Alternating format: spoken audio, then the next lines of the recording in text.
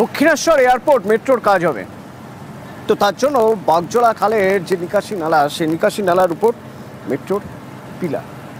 ব্যাস, দমদমের 4টি ওয়ার্ড পুরো জলে জলাকার হয়ে রয়েছে।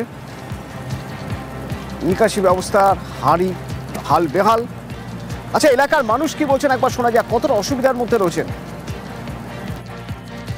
খালটা বুঝিয়ে দিয়েছে অর্ধেকটায়, যে জল নিকাশি ব্যবস্থাগুলো ছিল সেই জল নিকাশি ব্যবস্থাগুলো ম্যাক্সিমাম জায়গা বুঝে গেছে, মাটিতে বুঝে গেছে, জঞ্জাল তৈরি হয়ে গেছে। যে সরু সরু নর্দমার মতো জায়গায় জল যায় সেগুলোও এখন বুঝে গেছে, যার ফলে বিভিন্ন জায়গাতে জল জমে আছে। বৃষ্টি হলে লোকের বাড়িতে জল ঢুকে যাচ্ছে। এর জন্য আমরা বহুবার মেট্রোলকে জানিয়েছি, বহুবার পৌরসভাকে জানিয়েছি, এখানকার পৌরসভা স্থানীয় নেতাদের জানানো হয়েছে, তারাও যোগাযোগ করেছে, কিন্তু মেট্রোল কোনো কাজই করছে না, যার ফলে আমরা বর্ষাকালটা খুব চিন্তার মধ্যে আছি। মেট্রোলের এই যে কাজের জন্য একদম পুরো ওয়াটার লগিং হয়ে গেছে, তার ফলে আমাদের বাইরে জল ঢুকছে। দীর্ঘদিন জল জমে থাকার ফলে বিভিন্ন রোগ জীবাণু এখান থেকে ছড়াচ্ছে। আমরা মেট্রোরেলকে পৌরসভার পক্ষ থেকে আমরা এখানে স্থানীয় নেতাদের জানিয়েছি, তারা মেট্রোরেলকে পৌরসভার মাধ্যমে বারবার চিঠি দেওয়া হচ্ছে, কিন্তু মেট্রোরেল কোনো কর্ণপাত করছে না। খুব বাজে অবস্থায় জায়গাটা। তবে থেকে এখানে এই কাজ শুরু হয়েছে, তবে থেকে এই সমস্যা। ডেঙ্গুর সিজন চলছে, আমরা খুবই আতঙ্কে আছি বাচ্চা কাচ্চা নিয়ে।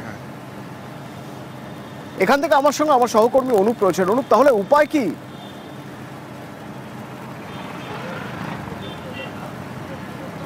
দেখো, উপায় কি, এখনো পর্যন্ত কিন্তু সেই ব্যবস্থা কোনোভাবে পৌরসভা কিন্তু সমাধান করতে পারেনি। পৌরসভার পক্ষ থেকে একেবারে সরাসরি যে অভিযোগ করা হচ্ছে, সেখানে মেট্রো রেল কর্তৃপক্ষকে দায়ী করা হচ্ছে। তার কারণ এখানে যে সমস্যার কথা বলা হচ্ছে, এটা দীর্ঘ 10 বছর ধরে কিন্তু এই সমস্যা হয়ে আসে। কারণ একদিকে দক্ষিণেশ্বর এয়ারপোর্ট, যে মেট্রো রেলের যে একেবারে শেষ পর্যায়ের যে কাজ চলছে, সেখানেই কিন্তু লক্ষ্য করা যাচ্ছে, যার ফলে এই যে একেবারে 1 নম্বর ওয়ার্ড দক্ষিণবঙ্গ পৌরসভা, 2 নম্বর ওয়ার্ড, 4, 5 এবং 6, এই 5টি ওয়ার্ড কিন্তু একটু বৃষ্টি হলেই সবসময় জলমগ্ন হয়ে থাকে।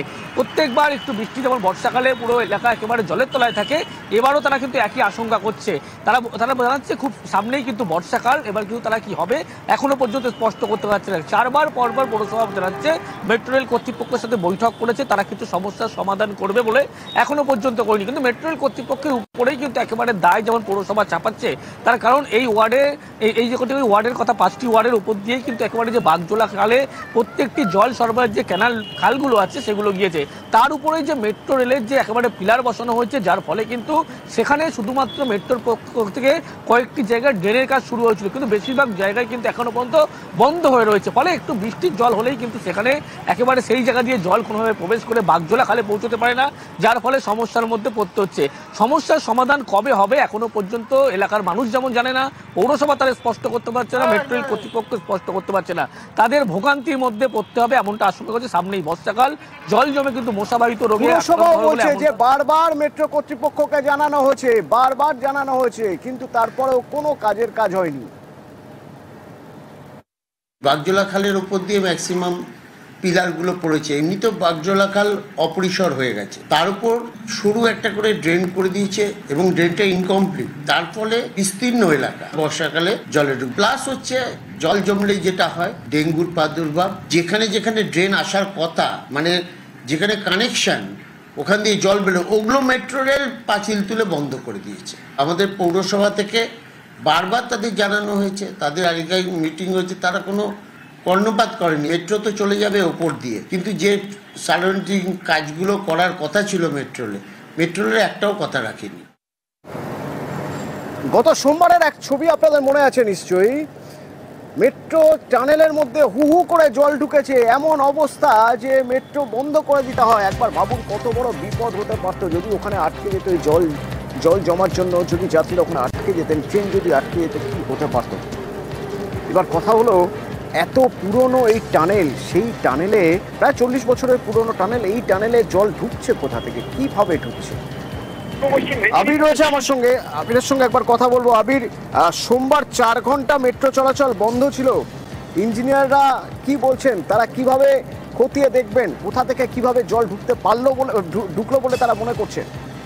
দেখো, যেভাবে জল পড়তে সুড়ঙ্গের ছাদ থেকে দেখতে পাওয়া গিয়েছে মেট্রো লাইনে, সুড়ঙ্গের মধ্যে বিভিন্ন জায়গাতে, এটা ভয়ের কারণ হয়েছে মেট্রোর কাছে। এবং ইতিমধ্যে ইঞ্জিনিয়ারদের একটা স্পেশাল টিম তৈরি করা হয়েছে, যারা মেট্রোপথের এই নির্দিষ্ট দুটি জায়গা, তার চাঁদনি চক থেকে সেন্ট্রালের মাঝে, আর অন্যদিকে হচ্ছে যতীন দাস পার্ক নেতাজি ভবনের কাছে, তারা এই পরিস্থিতি নিয়ে তারা সেখানকার খতিয়ে দেখে একটা রিপোর্ট জমা দেবেন। এর পাশাপাশি রাইটসকে দায়িত্ব দেওয়া হয়েছে, তারা একদম বেলগাছিয়া থেকে শুরু করে টালিগঞ্জ পর্যন্ত মেট্রোর যে সুড়ঙ্গ রয়েছে তার সমস্ত জায়গাকার পরিস্থিতি দেখবে। তুমি যেটা বলছিলে 40 বছরের পুরনো মেট্রো সুড়ঙ্গ এবং যেভাবে জল বেরিয়ে আসছে তাতে মনে করা হচ্ছে যে কোথাও না কোথাও টানেলে কোথাও ফাটল ধরা পড়েছে। এবং এই সুড়ঙ্গের ওপরের অংশে কলকাতা পুরসভার নিকাশি নালাও রয়েছে। 1.5 থেকে 2 বছর আগে পার্ক স্ট্রিটের ঘটনা সকলের মনে আছে এবং এটার মস্ত বড় একটা বিপদের কারণ হয়ে দাঁড়িয়েছে মেট্রোর কাছে। তারা গোটা বিষয়টিকে সহজ করে দেখতে নারাজ। কলকাতা পুরসভার সঙ্গে তারা যোগাযোগ রাখছে এবং রাইটসের তরফ থেকে সমীক্ষা করে তারা যে কাজটি করতে বলবে সেটি শুরু করা হবে। তবে মনে করা হচ্ছে বউবাজারের ক্ষেত্রে যেগুলো আলাদা করে কভার দেওয়া হয়েছিল, এই পুরনো সুড়ঙ্গের ক্ষেত্রে সেই ধরনের কোনোটা দেওয়ালে আস্তরণ বা কভার দিতে হবে। তবে সেক্ষেত্রে দাঁড়িয়ে বেলগাছিয়া থেকে টালিগঞ্জ পর্যন্ত কভার দিতে কাজ করতে যথেষ্ট সময় লাগবে এবং পরিষেবা চলাকালীন কিভাবে কাজ করা হবে সেটা অবশ্যই দেখার। তবে যে পরিস্থিতি তৈরি হয়ে রয়েছে তা অত্যন্ত ভয়ের একটি কারণ মেট্রোর কাছে। ধন্যবাদ। ইডির বাড়িতে ইডির তল্লাশি, আপনারা তো ইডির তল্লাশি শুনেছেন খবরে এতদিন যে কারো কারো বাড়িতে ইডি তল্লাশি করে এনফোর্সমেন্ট ডিরেক্টরেট তদন্তের স্বার্থে, কিন্তু ইডির বাড়িতে ইডির তল্লাশি শুনেছেন কখনো?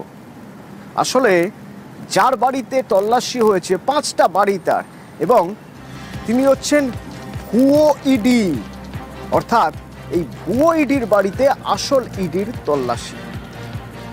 শরদিন্দু রয়েছে সরাসরি আমার সঙ্গে। শরদিন্দু, এই ভুয়ো ইডি কে, আর এই ভুয়ো ইডি যে আসলে ভুয়ো তাই বা জানা গেল কিভাবে? দেখো, এই রায়নার খেমতা গ্রাম এবং এই গ্রামেরই এই প্রাসাদপম বাড়ি, এই বাড়ির মালিক শেখ জিন্নার আলী।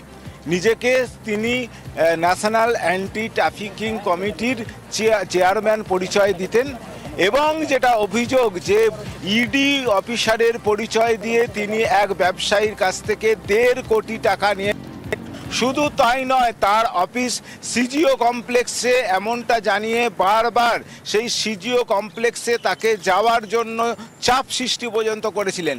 এবং ওই ব্যবসায়ী এই বিষয়টি কলকাতায় তারা পুলিশের কাছে লিখিত অভিযোগ জানায় এবং বিধাননগর থানায় সেই অভিযোগ জমা পড়ে। এরপরই আজ আমরা দেখছি সেই বাড়িতে ইডি তল্লাশি চালাচ্ছে এবং সূত্র মারফত আমরা যেটা জানতে পারছি তার 5টা বাড়ি রয়েছে, তার মধ্যে কলকাতা, বাঁকুড়া, বর্ধমানের রায়না সহ এই 5 জায়গাতেই একযোগে তল্লাশি চালাচ্ছে ইডি। এবং আজ 7 সকালেই ইডির আধিকারিকরা কেন্দ্রীয় বাহিনী সহ এই বাড়িতে আসে, 5টি গাড়িতে তারা আসে এবং তারা কেন্দ্রীয় বাহিনীর জওয়ানরা তারা পজিশন নেয়, ছাদে থেকে শুরু করে বাড়ির দরজা সমস্ত পজিশন নেয় এবং এখন দেখা যাচ্ছে যে দীর্ঘ সময় ধরে এখানে কিন্তু তল্লাশি চলছে। সেই তল্লাশি একযোগে বিভিন্ন জায়গাতেও চলছে। এখন সেই তল্লাশিতে কি কি উঠে আসে সেটাই দেখার। অতনু, ধন্যবাদ।